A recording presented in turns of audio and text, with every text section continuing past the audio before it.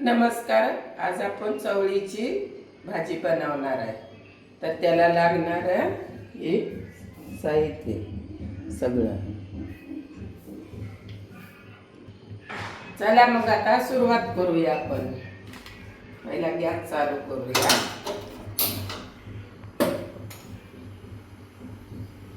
आता तेल थोडं टाकूया.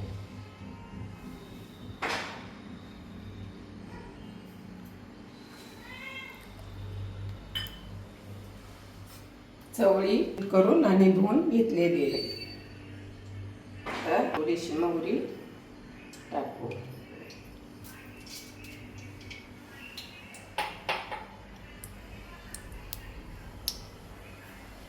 थोडी जिरी टाकायची.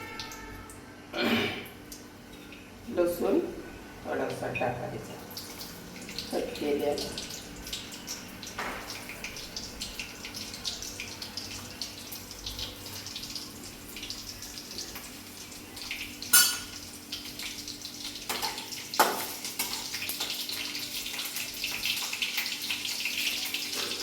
लसूण आपला लालसर झालेला आहे.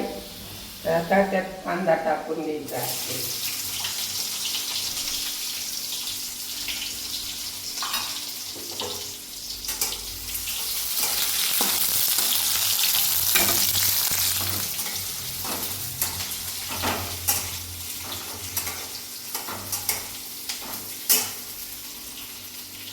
कांदा टाकून घेतलं. थोडंसं त्यात मीठ टाकायचं म्हणजे लालसरपणा भाजून निघतो.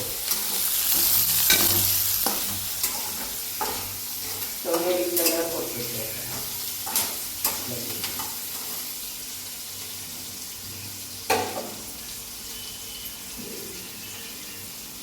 कोथिंबीर टाकायची.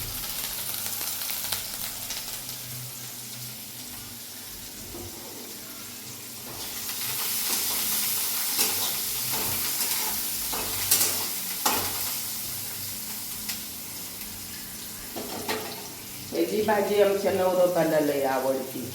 आमच्या नवरोबाला एवढी आवडती की सारखी किरकिर असती, चवळीची भाजी कर. त्यांना खूप आवडते. पण खायचं पण असतं. नंतर शेंग टाकल्यावर थोडंसं मीठ टाकून घ्यायचं. लगेच वाफावर होऊन जाते. त्यानुसार टाकायचं. परतून घ्यायची. परतून घ्यायची. 5 मिनिटं झाकून ठेवायची. आता आमच्या पुरींना पण आवडते. आमच्या खाते ते मस्त पैकी. अर्धा किलो 1 किलो शेंग लागते. भाजी करते. आणि हे आमचा मनू तर मध्ये शार्क असते. त्याला लई माणसंच लागते. माणसाशिवाय त्याला करमत नाही. म्हणून भाजी करतो. का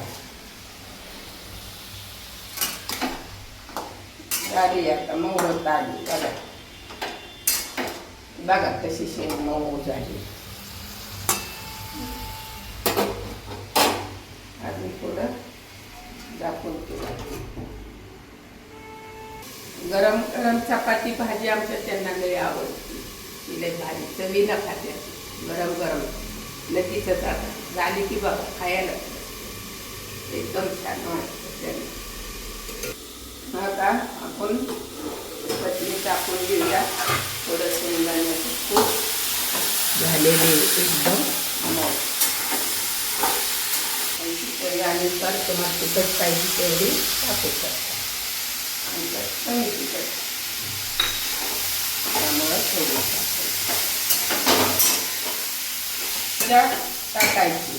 आता तुम्हाला तिखट किती लागते त्याच्यावर. आणि ती टाकून झाल्यावर थोडं परत कोथिंबीर टाकून घ्यायची. आपली झालेली आहे त्यात शेंगदाण्याचं कूट टाकायचं.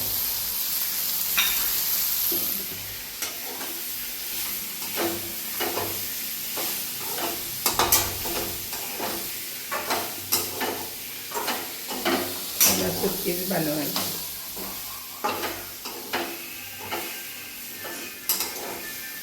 अशी बनवली की छान. आपली भाजी झालेली आहे काढायची. मस्त झाली मावशा. आपण याला काढायची. झाली आता आपली भाजी काढून. तर वास पण भारी या लागलेला आहे. एकदम छान झालेले. तुम्हाला कुठली दुसरी रेसिपी पाहिजे तर मला नक्की कमेंट करून विचारा.